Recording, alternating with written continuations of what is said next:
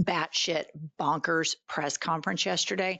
And when you're covering this administration, it's like, what part do you cover? Do you cover the fact that it's basically the Trump Epstein files? Do you cover the fact that this guy is 85 million years old, has these swollen cankles, is a total authoritarian, is doing all this quid pro quo stuff with nefarious actors? What do you cover? Well, today we're going to talk about this insane presser where it appears that Taco Tits has a little mini stroke. Kylie, play the clip. Okay, so for those of you that are listening, not watching, he is walking away from a podium and he has like this jerk neck type situation happen. And you can tell immediately when it happens, he's like, oh shit. And then he looks at the audience that he's leaving from the presser and he waves kind of like to like, oh, did they see that?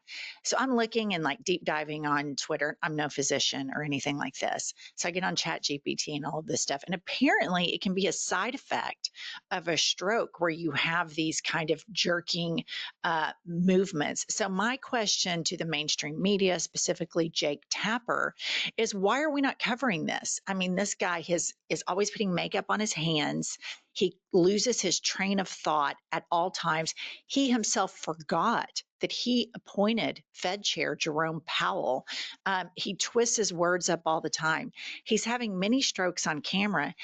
His cankles are as swollen as, the Mississippi River. And this just doesn't even get covered. And he's mini stroking out an oppressor. And we're not even covering it. Had Joe Biden, barely tripped, which he did up Air Force One, Fox News lost their damn minds. But before he had what appears to me to be a mini stroke in this press conference, he says so much crazy shit all the time. But I think that sometimes he engages in kind of this flattery towards men.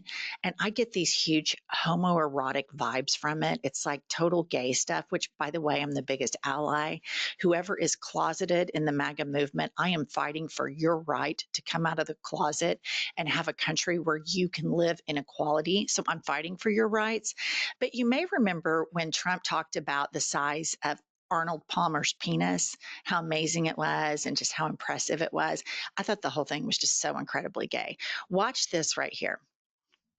He's a handsome guy, by the way. It's usually not my thing, but he is a good looking sucker.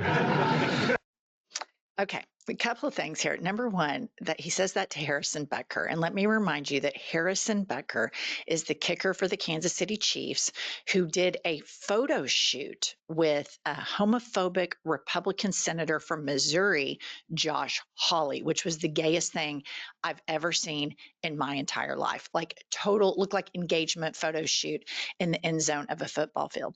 Harrison Butker is also the guy who gave the horrific commencement speech at probably some batshit crazy Christian university, where he talks about women that should aspire to be homemakers.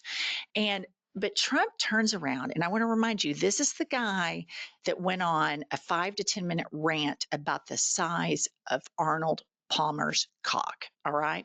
So he turns around and looks at Harrison Butker and says, he's a good looking sucker. And that's not usually my thing. And if you really study Trump, there's always sometimes this kind of like coded gay homoerotic stuff. And within the whole MAGA movement, it's very homoerotic, like the worship of Trump. They have to Photoshop the photographs of him where he has abs and he looks better, which really is not that magnificent of a photoshopping job. But I just thought that was pretty interesting. And also who got a big chuckle out of that, of course, is our little sociopath, JD Vance. And Kylie, will you play that again for our viewer? Let's just do a little eyeliner watch. I mean, you guys, that's pretty smoky.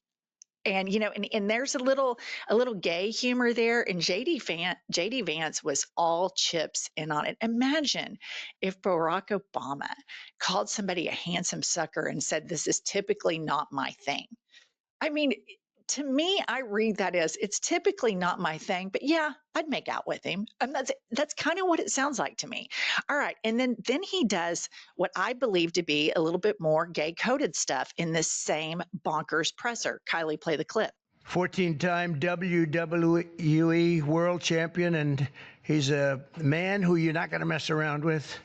Even Bryson said, I think I'll take a pass on him, right? You're going to take. And he's another one who's been my friend for a long time. He's really an amazing athlete. Triple H. Triple H. Here he is. Oh, that's still very strong. He's a strong guy. And it's great to have you. And you felt very strongly about this. Okay, Kylie, freeze that right there and keep that up. Okay, several things I want to discuss here. Number one, Trump always says he's 6'3". And you can see that J.D. Vance, our little smoky eye sociopath, yassified student of Peter Thiel, is standing next to Trump. And I Googled, and J.D. Vance is 6'2". Clearly, Trump is shorter. Secondly, Triple H is standing right next to him. And apparently, Trump has known this man for years. And he's looking around, and there's only 5 people standing around him. And he's looking around and looks directly at him, and the guy standing next to him the entire time. Again, Jake Tapper, imagine if Joe Biden did such a thing. But what they do with Trump is everybody openly and brazenly covers for him. The press, the people surrounding him, the public. We've just accepted that we have a man that is batshit crazy, bonkers, and not the sharpest tool in the shed. And everybody just every day normalizes this brazen cognitive decline. But did you notice how he grabbed his arm? He grabs Triple H's bicep and just kind of like caresses it. And again, I'm the biggest ally on the planet. I'm not with the political party that runs around screaming all this homophobic shit all the time, but under the scenes does all this gay shit. And so here he is grabbing him, talking about how strong he is. And here, Kylie has it here. He's grabbing his muscle. Look at him. He's looking down, talking about he's such a strong, tough guy. It's just kind of gay to me, is all I'm saying. All right. I want you guys to know that we are so happy every morning when we look at the news to partner with Ground News, because it's bananas bonkers how the right covers Trump and how the left covers Trump and how normalized he is in right-wing headlines, and then how you get some more objective in other headlines. So listen to this. Breitbart's headline is Judge Mandates Medicaid Funding for All Planned Parenthood Clinics. And Salon covers the same story. Judge rules Trump admin must fund Planned Parenthood. And the best thing to get through all the BS of this bananas period that we're living through in America is download Ground News. I'm telling you guys, it is a fantastic app. It is the number one way that I get the news. And out of dozens of articles, Ground News found reporting on just the story that I'm telling you. It tells you who owns it. It tells you the lien. And most importantly, it tells you the factual percentage of the article. I encourage each of you to join us by going to groundnews.com/IHIP to get 40% off the Ground News Vantage plan that Pumps and I use every single day. They are subscriber funded and female founded, which is my absolute favorite part about this. By subscribing, you're not only getting a tool that we all need today to battle through this crazy period, you're also supporting my and Angie's work here at IHIP News. That's ground, GROUND news.com/IHIP. Kylie will pin that right below in the show notes. Okay, back to the bonkers presser. If all of that is not just crazy, that is a sitting United States president, if that's not crazy enough, Taco Tits with his little cankles invites a registered sex offender to the presser. Put this up. Midas Touch is reporting that Donald Trump launched a program for kids at the White House alongside disgraced footballer Lawrence Taylor, a registered sex offender who raped a 16-year-old girl.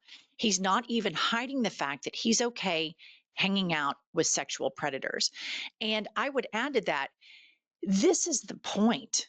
This is what authoritarians and autocrats do. They say the rules don't apply to us. And it appears to me that it's almost like a prerequisite to hang out with predators. And Trump was Jeffrey Epstein's best friend. I mean, they hung out for decades, for absolute decades. And it was never disqualifying for Trump that Epstein had a complete Ponzi scheme wherein he sexually abused children.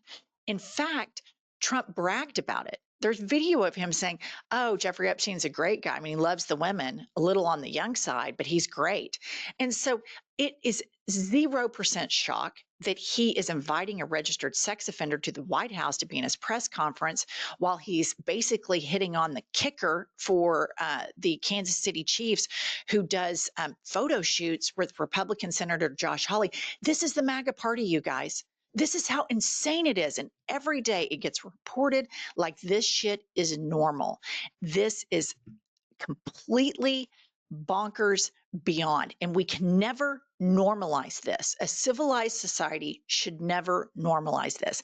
I want to leave you all with one final clip from this presser. And of course, it's McCankle's Taco Tits getting testy with the media. Play the clip. You said that Jeffrey Epstein stole people from Mar-a-Lago.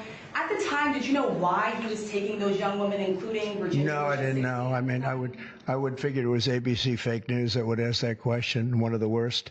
But no, I don't know really why.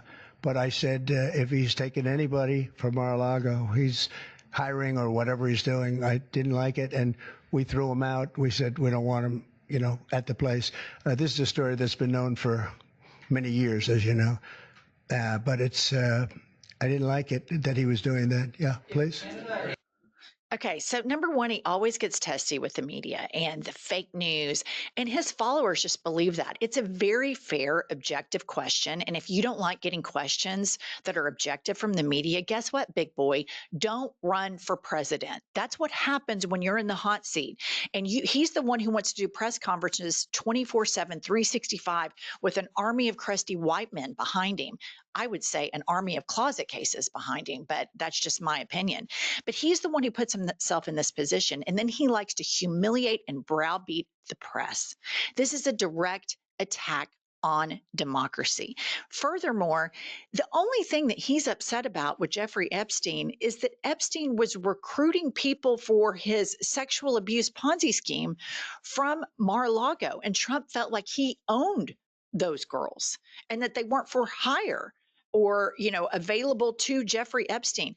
This Jeffrey Epstein thing, and I'll tell you what pisses me off the most about it, is that the Democrats didn't run more on this, that this has been here the whole time. I remember when Jeffrey Epstein, they found him of suicide. I thought, well, that's kind of fishy. He's in protective custody of the federal government. You think they'd have a camera in the cell? Like, how did that happen? But so much shit goes on in this Trump era. But the Democrats have got to start getting their hands dirty. And this is the stuff, sadly, we could sit and talk about, bringing healthcare to rural hospitals and paying people a livable wage. It doesn't really penetrate in the algorithm. This stuff does. So if we're going to be a healthy Democratic Party, let's go in, fight dirty, and bring all of the policies for the public that help the good with us. All right, that's all we have for today. I'll be back later on with pumps, and we'll see you all soon.